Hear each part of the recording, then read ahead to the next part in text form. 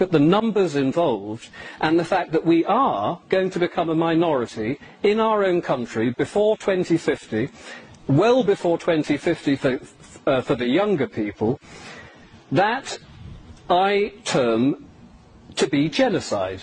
And I'm backed up again by the United Nations definition on genocide, which quite specifically says, in the present convention, genocide means any of the acts committed with intent to destroy, in whole or in part, a national, ethical, racial or religious group, and deliberately inflicting on that group conditions of life calculated to bring about its physical destruction, in whole or in part.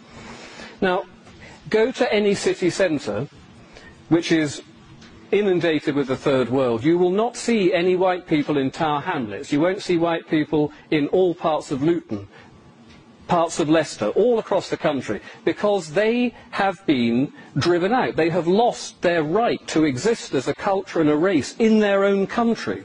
This is what's happened in an incredibly short period of time, and it started from a small base. Now that small base of people, when they double, when their demographic doubles from 100,000 to 200,000, it doesn't really matter.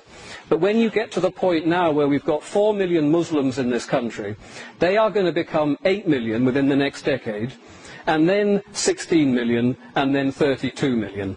And we, meanwhile, are dwindling as a race. Our government is against us, our media is against us, we are losing a racial war, we are losing a cultural war, and we've lost, essentially, today, because we're standing up now trying to do something about it, but we are not helped by our own people who are running our government and running our country and running our education and running our media and running our councils. They are intent on seeing us reduced to a small, servile race of people.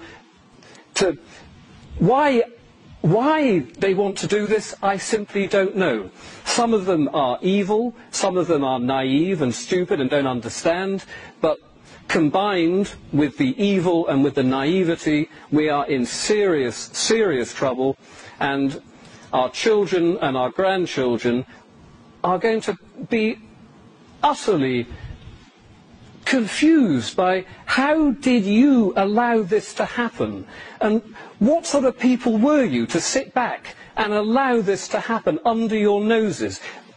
Because you were frightened of being called a racist? Really? One word has made you sit back and do nothing while your country was ripped from underneath your feet? You have got to be joking. But we're not joking. We are trying to do something about it, but our government, the European Union, the United Nations, they are intent on ripping our country and our culture out from under our feet, and it is so important that we are not allowing ourselves to be called a racist if we stand up and say, I want to protect my country, I want to protect my culture, I want to protect my race. You are the racist, because what you are doing is probably the most evil act of criminal racism carried out in the history of mankind. You have deliberately reduced an indigenous people to servitude. They are the racists. The left liberals are the racists. We are decent, proud patriots, and we should be very proud of ourselves, and we've got to keep fighting this until we win. Thank you very much.